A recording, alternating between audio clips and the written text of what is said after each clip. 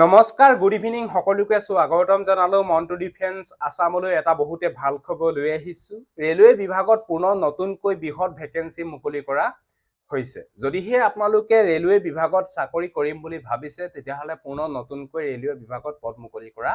হৈছে এই পদখিনি এপ্লাই কৰিবলৈ হলে আমাৰ অসমৰ প্ৰত্যেকখন ডিস্ট্ৰিক্টৰ ল'ৰা আৰু ছোৱালীয়ে এই পদৰ কাৰণে আবেদন কৰিব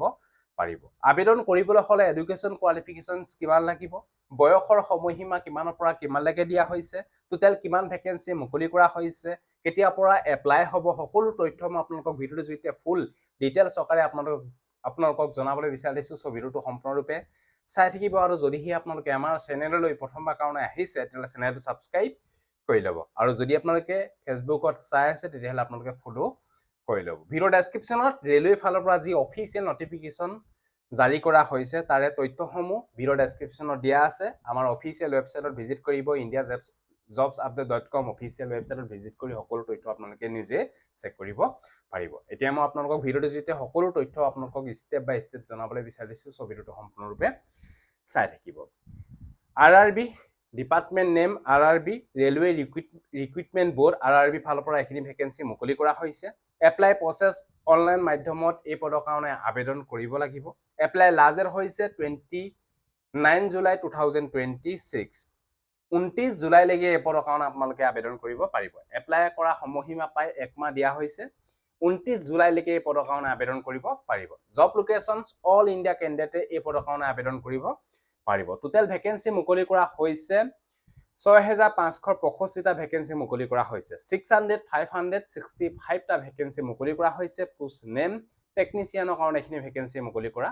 হৈছে অফিচিয়েল ৱেবছাইটৰ নাম হৈছে indianrailway.gov.in অফিচিয়েল সাইটত গৈ পিনে এই পদৰ কাৰণে আবেদন কৰিব পাৰিব ইম্পৰ্টেন্ট ডেট নটিফিকেশন ৰিলিজ হৈছে 29 জুন 2026 ত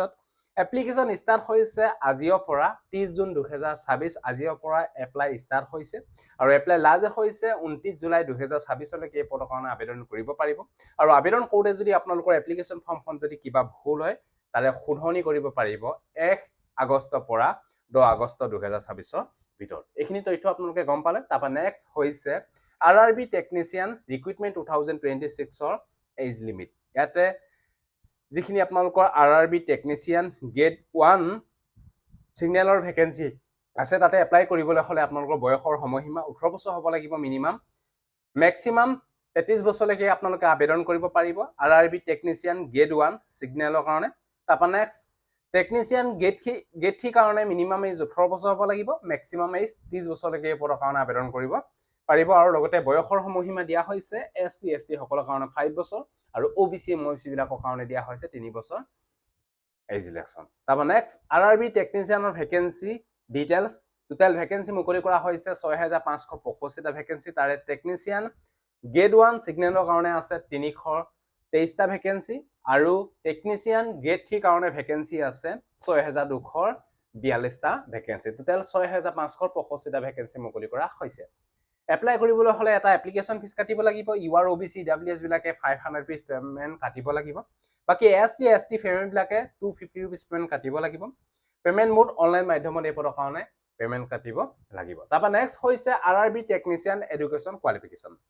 এতে টেকনিচিয়ান গ্ৰেড 3 পদ বিলাকত আপোনালোকে যদি আবেদন কৰিব বিচাৰে তেতিয়াহলে আপোনালোকে মেট্ৰিক পাস কৰিলে আপোনালোকে আবেদন কৰিব পাৰিব লগতে কিন্তু আইটিআই সাৰ্টিফিকেট আপোনালোকৰ থাকিব লাগিব এনসিভিটি বা এসসিভিটি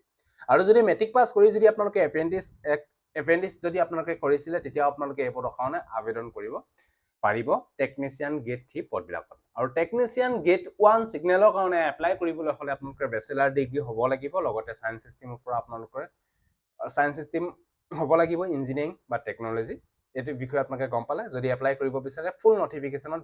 ফুল ডিটেইলছ দিয়া আছে ধুনিয়াকৈ আপোনালোকে চেক কৰি ল'ব পাৰিব যিখিনি আপোনালোকৰ টেকনিচিয়ান গ্ৰেড 3 ভেকেন্সি আছে তাতে আপোনালোকে matric pass with ITI certificate থাকিব লাগিব যদি আপোনালোকে মেট্ৰিক পাস কৰি যদি এপ্ৰেন্টিছ কৰিছিলে তেতিয়া আপোনালোকে আবেদন কৰিব পাৰিব তাৰপা নেক্সট হৈছে আৰআৰবি টেকনিচিয়ান ৰিক্ৰুটমেন্ট 2026 ৰ সিলেকশন প্ৰসেস ফাৰ্স্ট টাইম হ'ব CBT computer based written exams তাৰপা ডকুমেন্ট ভেৰিফিকেশন তাৰপা মেডিকেল এক্সামিনেশন টেষ্ট অনুষ্ঠিত হ'ব how to apply RRB technicians recruitment 2026 যদি এই পদবিলাকৰ প্ৰতি আবেদন কৰিব এই পদবিলাকৰ প্ৰতি যদি আপোনালোকৰ ইন্টাৰেষ্ট যদি আপোনালোকে আবেদন কৰিব বিচাৰে তেতিয়াহ'লে আপোনালোকে 29 জুলাই 2026 ভিতৰত আপোনালোকে আবেদন কৰি লওক যদি এডুকেশ্যন কোৱালিফিকেশ্যন মিলে বা যদি আপোনালোকৰ বয়সৰ সময়সীমা মিলে। ইয়াতে এপ্লাই অনলাইন কৰা লিংক দিয়া আছে, এপ্লাই অনলাইন লিংকত ক্লিক কৰি আপোনালোকে এপ্লাই কৰিব পাৰিব। যদি আপোনালোকে অফিচিয়েল নটিফিকেশ্যনখন যদি চেক আউট কৰিব বিচাৰে, ইয়াতে দেখিছে অফিচিয়েল নটিফিকেশ্যনৰ PDF লিংক, ইয়াতে ক্লিক কৰি আপোনালোকে ফুল এডভাৰটাইজমেণ্টখন আপোনালোকে চেক কৰিব পাৰিব। সো এইটো বিষয়ে আপোনালোকে গম পালে। RRB টেকনিচিয়ানৰ ফালৰ পৰা যিখিনি পদ মুকলি কৰা হৈছে এই পদবিলাকৰ তথ্য ষ্টেপ বাই ষ্টেপ মই আপোনালোকক এই ভিডিঅ'টোৰ জৰিয়তে জনালো। যদি ভিডিঅ'টো ভাল পালে সকলোকে যাতে শ্বেয়াৰ কৰি যাতে সকলোৱে গম পাওক। সো আজিলৈ বাই, জয় হিন্দ,